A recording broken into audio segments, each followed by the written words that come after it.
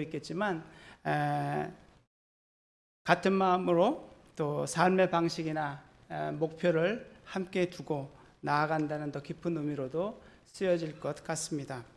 그래서 여러분들이 예를 들어서 아침에 길을 걷든지 아니면 러닝을 하면서 여러 사람들이 여러분의 주위를 같이 같은 방향으로 간다 할지라도 그들과 함께 동행한다라고 여러분들이 생각하지는 않습니다. 왜냐하면 걸어가는 또 뛰는 목표와 또 방식이 다 틀리기 때문이고 또 여러분들이 잘 모르는 분들이기 때문에 더 그렇습니다. 60세가 되어서 부부 동반으로 기념으로 또 여행을 떠난 분들이 갔다 와서 물었습니다.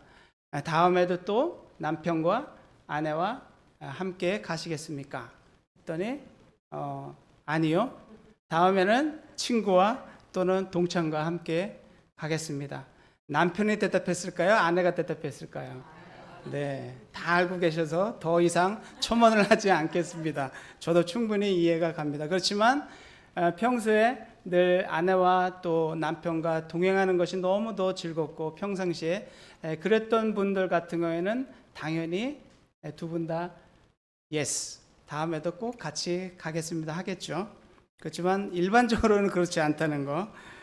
그래서 누군가의 동행이 기쁘고 즐겁고 행복할 때도 있지만 또 그렇지 않을 때도 있는 것을 여러분들 잘 아실 것입니다. 의견 다툼과 또 습성, 이렇게 평소의 습관이 맞지가 않아서 같이 여행을 해보니까 아유 그 다음에는 저 사람 가는 나는 너무 코를 골아서 못 가겠다 한다든지 여러 가지로 그런 이유가 있어서 동행을 못할 수도 있을 것 같습니다. 아모스 3장 3절에서 두 사람이 뜻이 같지 않은데 어찌 동행하겠으며, 세 번역으로 읽어보면 두 사람이 미리 약속하지 않았는데 그들이 같이 갈 수 있겠느냐. 남녀가 만나서 부부를 이루어 함께 가는 것도 약속입니다. 그리고 함께 그 길을 평생 동행하게 됩니다. 또한 여행을 갈 때에도 미리 계획을 짜고 그래서 어디까지 또 어디를 거쳐서 우리가 이렇게 돌아오겠다는 서로의 합의와 또 계획 속에서 함께 잘 준비된 가운데 가야 아름다운 동행이 이루어집니다. 제가 생각하는 제가 봤던 두 가지 아름다운 동행인데 첫 번째는 그 페이스메이커라고, 그래서 여러분들 올림픽의 맨 마지막을 장식하는 종목이 마라톤입니다. 그래서 마라톤은 예를 들어서 한 나라에서 두세 사람이 함께 출전할 때 우승을 위해서 달려가는 사람은 모든 사람이 그렇지만 그 나라에서 한 명입니다. 그리고 그 기록에 의해서 이미 이 사람은 우승할 수 있겠구나 이미 생각을 하고 작전을 짭니다. 그래서 우승을 향해 달려나가는 그 사람을 위해서 페이스메이커가 한두 사람이 꼭 있습니다.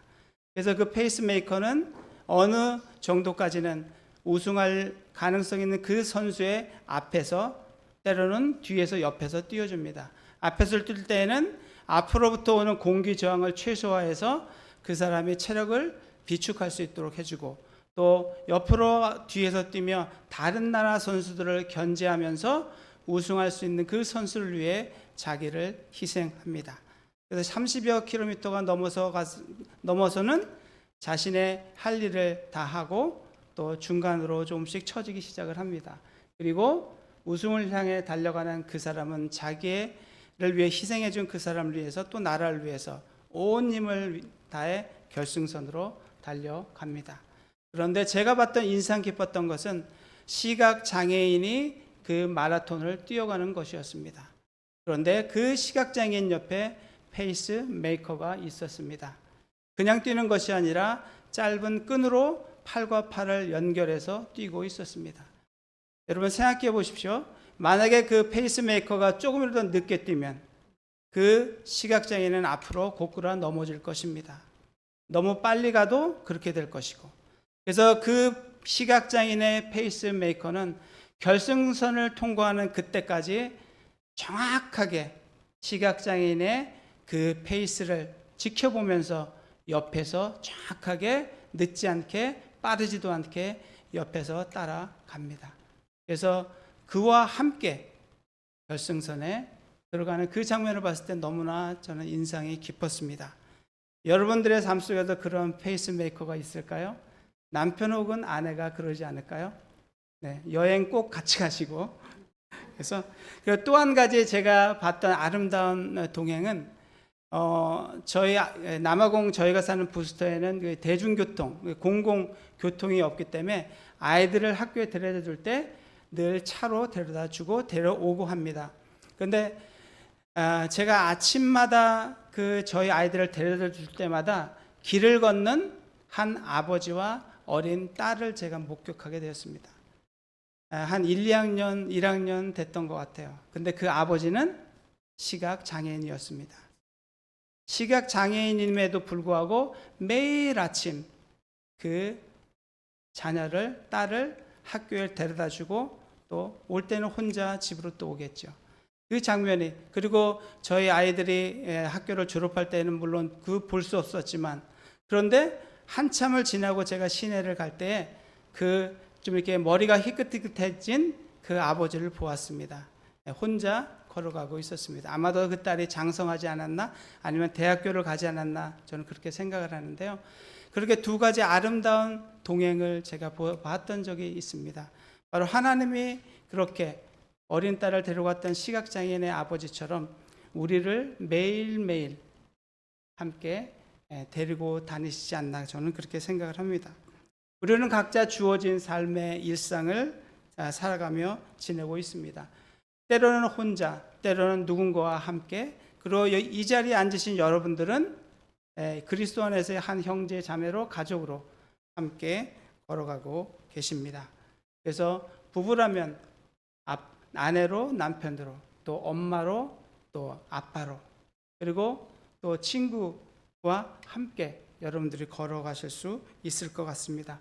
또한 목사와 성도로 여러분은 함께 동행하고 계십니다. 아까 우리 목사님이 말씀한 것처럼 여기에 물리적으로는 안 계시지만 마음으로, 영으로 우리와 함께 계시리라 저는 생각을 합니다. 오늘 본문 말씀은 예루살렘에서 예수님의 고난과 죽으심을 목도했던 글로바라 이름하는 한 사람과 다른 그 친구, 그리고 그들에게 나타나신 예수님에 대한 이야기입니다.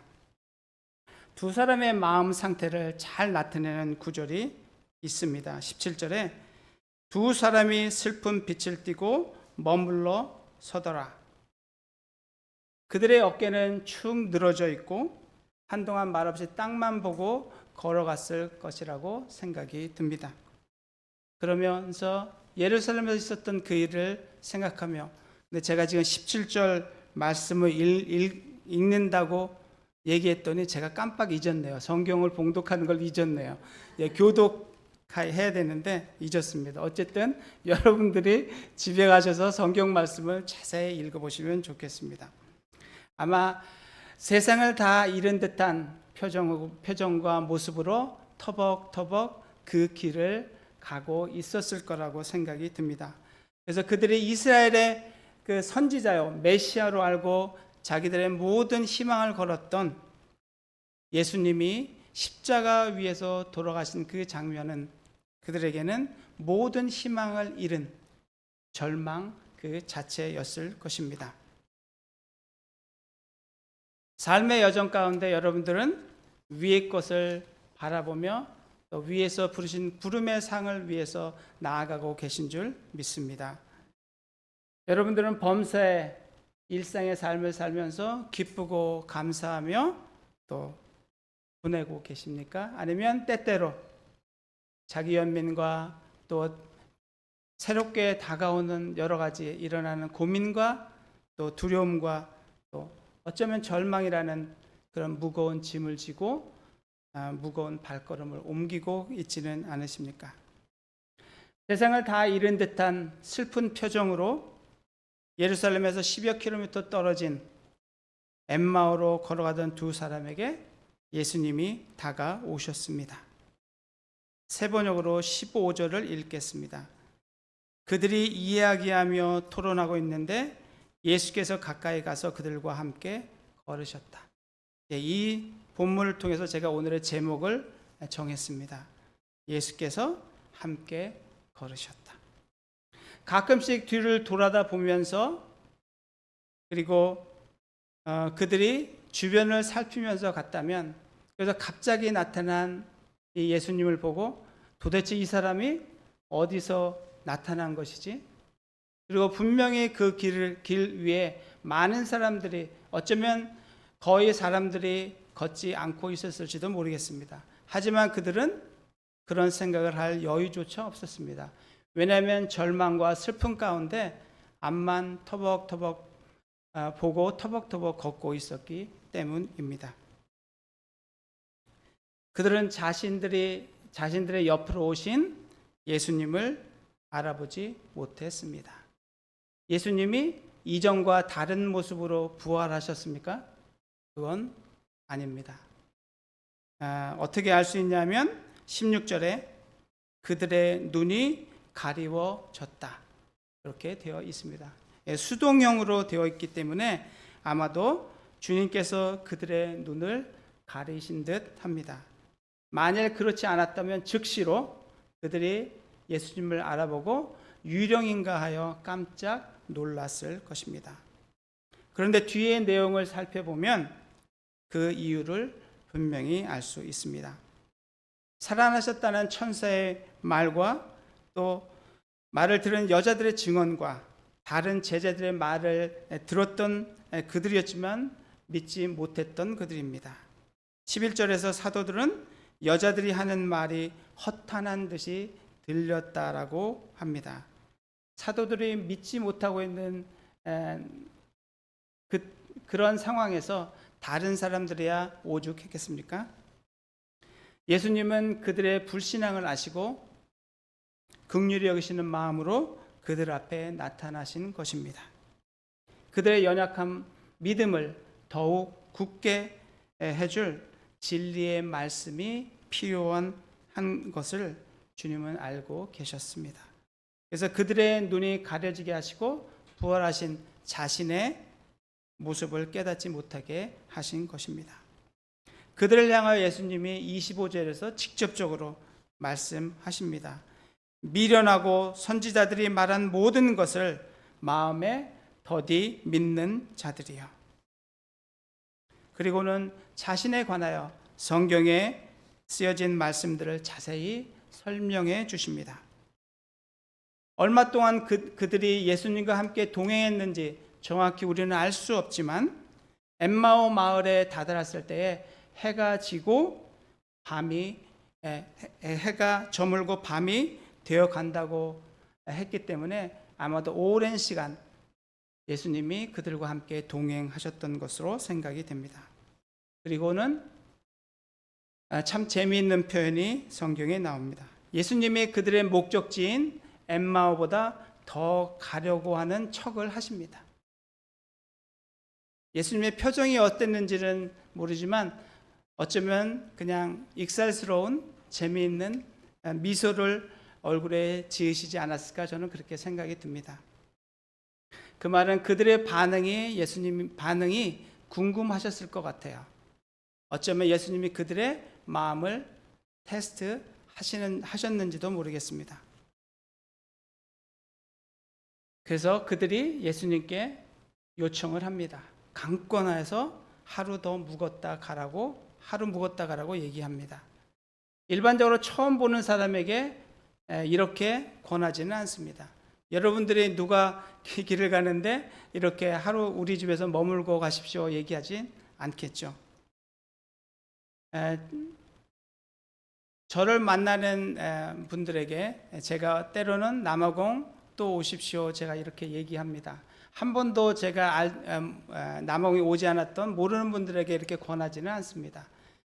어쩌면 또 남아공에 오셨던 분들이 또 이야기해서 남아공에 대한 이야기를 잘 들었습니다. 좋다고 하는데요. 그러면 제가 그럼 오십시오 이렇게 권합니다. 왜냐하면 그분들과 남아공에서 제가 함께했던 동행했던 그 시간들이 즐겁고 또 행복하고 또 함께하고픈 마음이 있기 때문에 그렇게 제가 권하게 되는 것이죠. 그래서 이 두 사람에게도 예수님과 함께 걸었던 그 시간이 너무도 즐겁고 행복했었기에 표현은 안 했지만 그 어떤 마음에 어떤 감동이 있었기에 그렇게 예수님께 하루 머물다 가라고 이야기했던 것 같습니다. 그 이유가 32절에 나와 있습니다. 그들이 서로 말하되 길에서 우리에게 말씀하시고 우리에게 성경을 풀어주실 때에 우리 속에서 마음이 뜨겁지 아니하더냐 하고, 예수님의 말씀으로 인해서 그 두 사람의 마음이 크게 움직여지고 감동되었던 것이 분명합니다. 그리고 함께 음식을 먹으며 떡을 떼어 축사하실 때 그들의 눈이 열렸습니다. 어쩌면 사도 바울이 예수님을 다메섹 도상에서 만나 비늘 같은 것이 덮여지고 예수님을 또 보지 못하게 됐을 때에 또한 아나니아를 통해서 음식을 먹으며 또 눈이 떠졌던 비슷한 상황이 있습니다. 그리고는 이들이 드디어 눈이 밝아지며 살아계신 그 예수님을 눈앞에 마주하게 됩니다. 그리고 예수님은 사라지죠. 그때 그들이 고백했던 것이 바로 32절 말씀입니다. 그리고 그들이 어떻게 했습니까? 33절에 곧 그때로 일어나 예루살렘으로 돌아가. 그들이 곧바로 일어나 예루살렘으로 돌아갔다는 말입니다. 이미 해가 져서 어두워진 어두컴컴한 그러한 시각이었습니다. 예수님을 만난 감격에 그들은 몇 시간을 걸어서 터벅터벅 힘없이 걸어왔던 그 길을 다시 되돌아가기로 결정한 것입니다.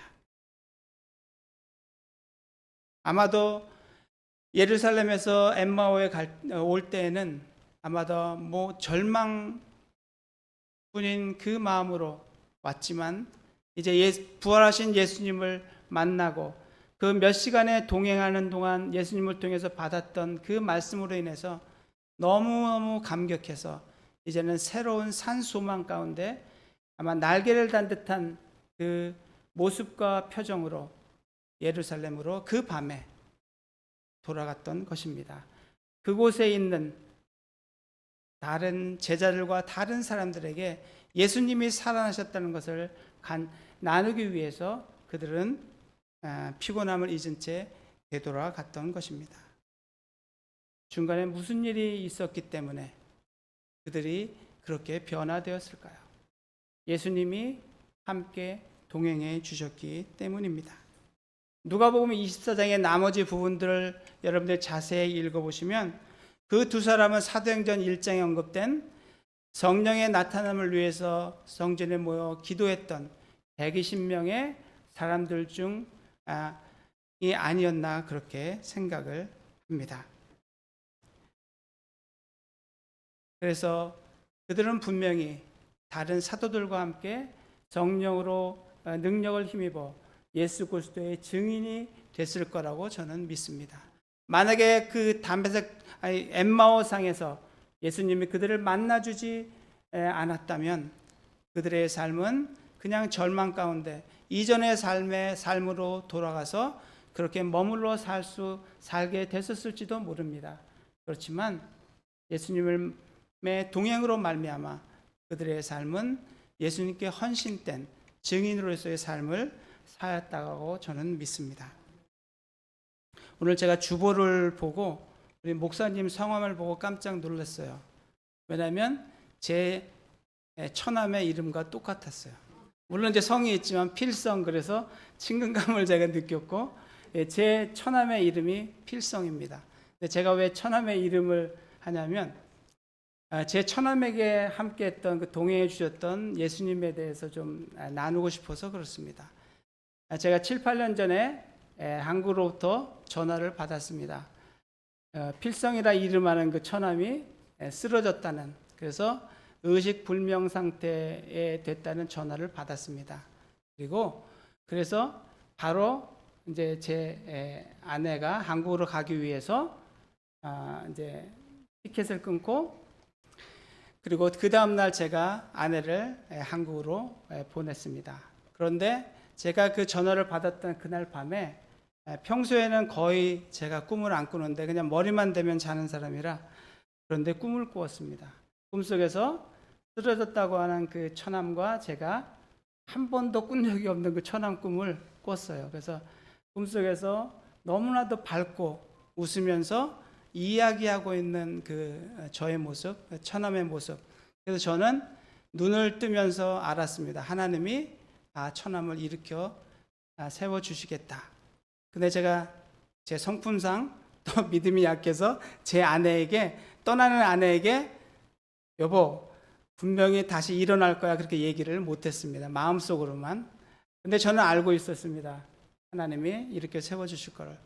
그런데 한 달이 가까이 되도록 처남은 의식불명 상태에서 산소호흡기를 의지한 채 병원에 누워 있었습니다. 그리고 이제 제가 파송된 창조교회의 많은 분들이, 여러분들이 병중에 있는 제 처남을 위해서 기도해 주었습니다. 방문해서 때마다 기도해주고, 그러면서 한 달이 좀 지났을 때 병원에서 의사조차 이제는 준비하셔도 됩니다 했었는데 한 달이 좀 지나면서 드디어 깨어났습니다. 그래서 하나님의 꿈속에 보여주신 대로 그렇게 해주셨습니다.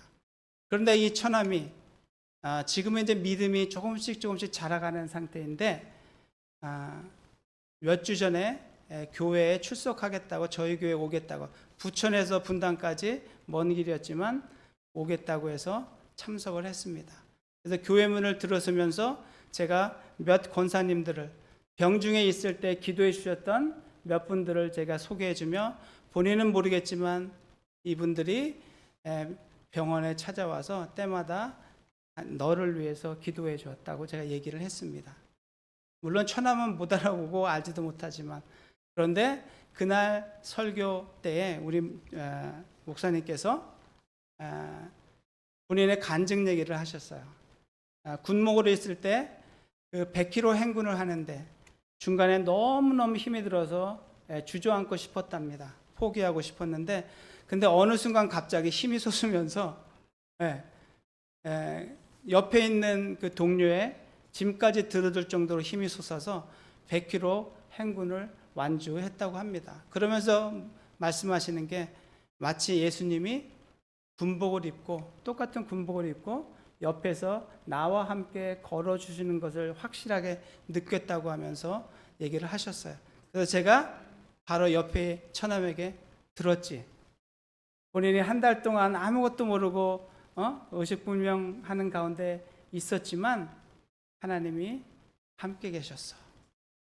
사람들을 보내셔서 기도하게 하시고 함께 걸어주셨어. 멈추었던 시간 같은, 기억 속에는 없는 한 달 넘는 그 시간이지만 예수님이 환자복을 입으시고 처남과 함께 계셨어. 그때 처남이 그런 것 같네요. 그래서 우리 예수님은 어느 때에든지, 우리가 모르는 그런 때라도 주님은 함께 계십니다. 그래서 광야에서 이스라엘 백성들과 함께 걸어 주셨던, 동행해 주셨던 그 하나님이 오늘도 여러분과 함께 계십니다. 신명기 1장 33절에 그는 너희 앞서 행하시며 장막 칠 곳을 찾으시고 밤에는 불로 낮에는 구름으로 너희의 행할 길을 지시하신 자니라. 신명기 31장 8절에 여호와 그가 내 앞서 행하시며 너와 함께 하사 너를 떠나지 아니하시며 버리지 아니하시리니 너는 두려워 말라, 놀라지 말라. 여러분들이 혹시 지금 걸어가는 길에 여러분 중에 광야와 같은, 아니면 이전에 광야와 같은 길을 걸으셨든지 앞으로 광야와 같은 길을 만날지라도 우리 하나님은, 하나님이 살아계시다는 것을, 함께 하시다는 것을 보여주시면서 함께 걷고 계십니다. 그래서 저는 제가 가장 고통스러웠던, 제 아내가 떠났을 때 가장 고통스러웠던 그 때에도 함께 하셨던 하나님임을 저는 믿습니다.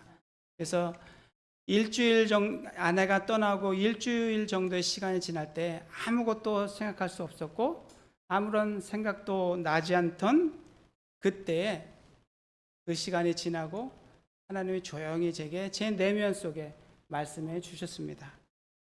너의 모든 고통과 아픔의 그 시간 속에 내가 너와 함께 있었다. 너의 아픔을 아파하며 내가 너와 함께 있었다. 그렇게 말씀해 주셔서 저는 작년에도 제가 얘기했었지만 저는 홀로 있다라고 결코 생각지 않습니다. 그리고 영어로 being aloone과 being lonely는 큰 차이가 있습니다. 혼자 집에 있다라는 얘기는 그 말은 뭐냐면 물리적으로 내가 혼자 있다는, 벤치에 혼자 앉아 있든지 기도하는 건데 혼자 있다는 데, 그거는 being alone이라고 할 수 있지만 being lonely는 이렇게 함께 있어도 마치 나는 내 곁에 아무도 없는 것 같은 느낌. 그것이 바로 being lonely, 홀로 있다라는 얘기인데 저는 한 번도 홀로 있다라고 생각해 본 적이 없습니다. 저를 위해서 기도해 주시는 많은 분들이 있고 또 이렇게 왔을 때 환영해 주시는 여러분들이 있기 때문에 저는 결코 그렇게 생각해 본 적이 없습니다. 그래서 여러분들도 결코 홀로 있다라고 생각지 마시고 혼자 있을지라도 늘 함께 하시는 누군가는 여러분들을 위해서 기도해 주시는 분이 있는 것을 알고 그렇게 위로받으며 또 힘을 얻으며 살아가시면 좋겠습니다. 그래서 내가 세상 끝날까지 너희와 항상 함께 있으리라는 그 신실하신 예수님의 약속이 오늘도 내일도 끝까지 우리 안에 이루어질 줄을 저는 믿습니다. 그래서 우리와 함께 걷고 계시고 우리에게서 눈을 떼지 않으시는 그 주님, 우리와 똑같이 슬퍼하시고 우리가 안타까워할 때 안타까워하시고 우리가 감사하고 기뻐하고 즐거워하고 웃을 때에 함께 웃어주시고 즐거워하시는 바로 그 주님이십니다. 에녹과 노아는 대표적으로 하나님과 동행했던 위대한 사람들입니다. 5장 24절에 에녹이 하나님과 동행하더니, 아직 설교 남았어요. 5장 24절에 에녹이 하나님과 동행하더니 하나님이 그를 데려가심으로 세상에 있지 아니하였더라. 창세기 6장 9절에 이것이 노아의 족본이라. 노아는 의인이요 당대의 완전한 자라. 그는 하나님과 동행하였으며. 그들의 동행이 구체적으로 어떻게 되어 있는지 우리는 모르지만 하나님이 가장 기뻐하시는 길을 걸었던 사람임에는 분명합니다. 여러분은 하나님이 기뻐하시는 그 길을 걷고 계십니까? 네, 아멘. 그래서 예배당에 우리가 올 때에만 예배당 안에 주님이 함께 계신다고 느끼는 것이 아니라 여러분들이 어디를 가든지 어디에 머물든지 무엇을 하든지 바로 그곳에 하나님이 계시고, 그래서 우리는 어느 곳에 있든지 하나님이 함께 계심을 의식하고 생각하고 믿고 확신하고 기뻐하고 감사하고, 그래서 하나님의 선한 뜻이 무엇인가를 알려고 애쓰고 노력하면서, 그래서 하나님의 뜻과 부합하는 그 삶을 살려고 노력하는 그 애씀, 그것이 바로 하나님과 동행하는 것이 아닌가. 에녹이나 노아처럼 어렵게 그 위대한 인물만이 하는 것이 아니라 우리도 우리가 살아가는 일상 속에서 그렇게 하나님과 동행하는 삶을 살 수 있다고 저는 믿습니다. 마치 아빠가 어린아이를 데리고 손붙잡고 걸어가는 그 모습. 그래서 아이는 아빠의 손이 가장 이 세상에서 가장 크고 힘세고 가장 안전한 손으로 여기고 붙잡고 걸어갑니다. 서툴지만 아빠와 함께 걸어갑니다. 딴 거 안 해도 그냥 아빠가 걸어가는 대로 그곳으로 걸어가기만 하면 됩니다. 왜냐하면 아빠가 어린아이를 위해서 준비한 최선의 것이 있는, 가장 좋은 곳이 있는 그곳으로 걸어가기만 하면 됩니다. 손을 놓으려고 손이 놓쳐질 것 같지만 강한 하나님의 손이 붙잡고 있기 때문에 안전합니다. 동행은 늦게 걷는다고 재촉하지 않습니다. 남편분들 와이프 늦게 온다고 재촉하지 마십시오. 동행은 먼저 가지 않습니다. 기다려 줍니다. 같이 쇼핑을 갔을 때 왜 빨리 안 나오냐고 재촉하지 마시고 기다려 주십시오. 동행은 함께 걷습니다. 동행은 서로를 즐거워하며 기뻐하며 걷습니다. 그리고 동행은 서로의 짐을 나누어 집니다. 그리고 쓰러질 것 같으면 서로 붙들어주고 지켜줍니다. 여러분은 여러분의 주님 안에서의 가족의 짐을 질 준비가 되어 있습니까? 마태복음 5장 41절에 또 누구든지 너로 억지로 오리를 가게 하거든 그 사람과 십리를 동행하고. 십리를 갈 준비가 되셨습니까? 오리 말고. 여러분은 예수님과 잘 동행하고 계십니까?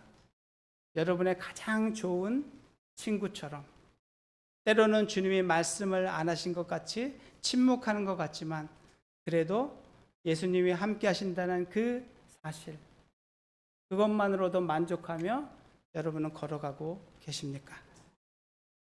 어쩌면 예수님이 여러분에게 물으십니다. 나랑 같이 동행해 줄래?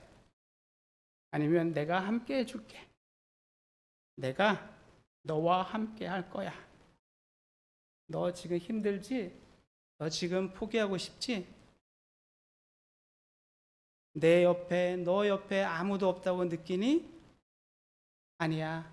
내가 네 옆에 항상 있었고 앞으로도 항상 함께 있을 거야. 여러분과 함께 하시고 여러분을 지켜보시는 그 예수님의 마음은 어떠할까요?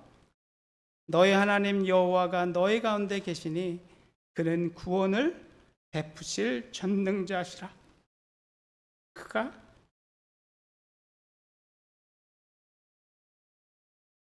너로 인하여 기쁨을 이기지 못하여 하시며 너를 잠잠히 사랑하시며 너로 인하여 즐거이 부르며 기뻐하시리라. 우리 주님이 바로 이러한 주님입니다.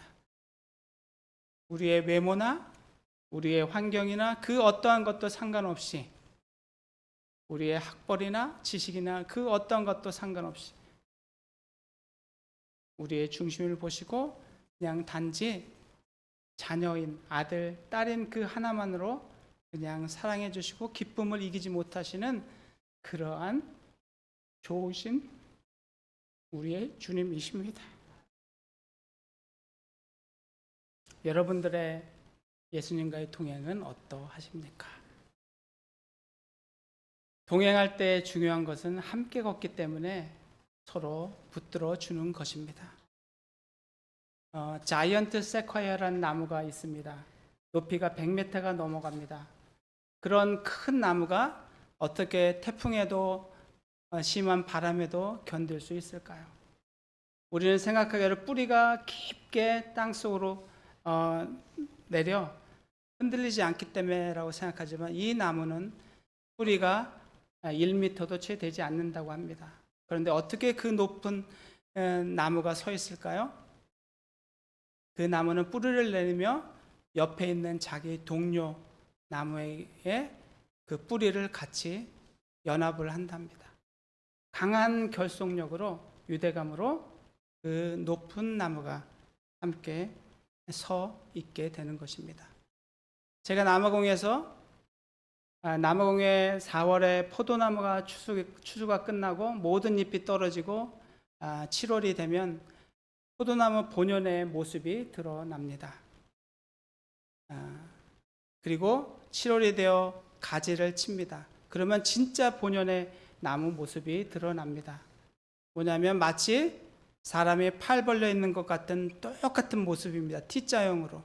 그런데 그 한 포도나무의 이 옆으로 뻗쳐진 이 가지가 옆의 나무를 침범하지는 않습니다. 마치 손을 잡은 것처럼 이렇게 얽혀 있습니다. 모든 수백 그루의, 한 줄에 수백 그루의 그 포도나무가 그렇게 함께 마치 사람이 손을 잡고 있는 것처럼, 아니면 어깨동무하고 있는 것처럼 그런 모습을 하고 있습니다. 그래서 바로 저것이 함께 서로 붙잡아주고 함께 붙들고 있는 저 모습이 그리스도 안에서의 우리 믿는 사람들의 올바른 모습이 아닌가 저는 그렇게 생각을 합니다. 바로 동행은 서로 붙잡아주고 서로 어깨동무하며 지지해주는 것, 바로 이것이 믿음의 동행이 아닌가 저는 그렇게 생각이 듭니다. 플로이드 맥클랑이 쓴 하나님과 친밀해지는 삶이란 첫 장, 첫 구절에 이런 말이 있습니다. 인간에게 주어진 가장 영예로운 의무는 바로 하나님과의 사랑을 키워가는 일이라고 합니다. 부부가 되어 동행할 때에 가장 큰 것은 부부가 서로의 사랑을 날이 갈수록 키워가는 것입니다. 여러분들이 저를 위해서 남역을 위해서 기도해 주시고 물질로도 후원해 주시고 아름다운 동행을 저와 함께 해주고 계십니다. 그래서 제가 사랑하고 축복합니다. 여러분들의 그 동행이 날마다 사랑을 키워가는 동행이 됐으면 정말 좋겠습니다.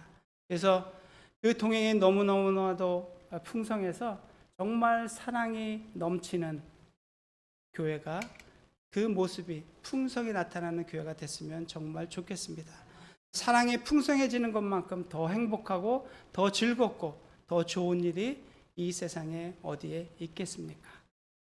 여러분들의 동행이 주님 앞으로 가는 끝까지 나아가는 그 동행이 정말 하나님이 기뻐하시는 아름다운 동행이 됐으면 좋겠습니다. 기도하겠습니다. 사랑의 하나님, 우리를 바라보시며 어쩔 줄 모르는 넘치는 그 기쁨으로 저희를 사랑해 주셔서 감사합니다. 우리가 어디에 있든지 어느 곳에서 무엇을 하든지, 심지어 우리가 하나님이 계신가 의심할지라도, 느끼지 못할지라도 그곳에 주님은 더 가까이 우리에게 먼저 다가와 함께 하시는, 함께 걸어주시는 좋으신 하나님인 것을 저희가 믿습니다. 하나님, 우리의 동행이 주님 안에서의 아름다운 믿음과 사랑의 동행이 되게 하여 주시고, 주님이 부르시는 그날까지 우리 모두가 하나님만을 바라보며 하나님만을 사랑하며 하나님과의 사랑을 더 키워가는 아름다운 동행이 되도록 저희 모두를 축복하여 주시고, 주님이 계시는 그곳에 저희가 늘 있겠습니다. 저희의 발걸음을 늘 인도하여 주셔서 옆으로 나아가지 아니하고 오직 주님이 이끄시는 그 길로만 주님 손잡고 나아가는 저희들의 복된 삶이 되게 하여 주시옵소서. 주님, 하나님, 교회 안에 하나님의 아름다운 사랑이 풍성한 복된 교회로 늘 채워 주시옵소서. 우리와 함께 계신 주님께 감사를 드리고 예수 그리스도의 이름으로 기도했습니다. 아멘.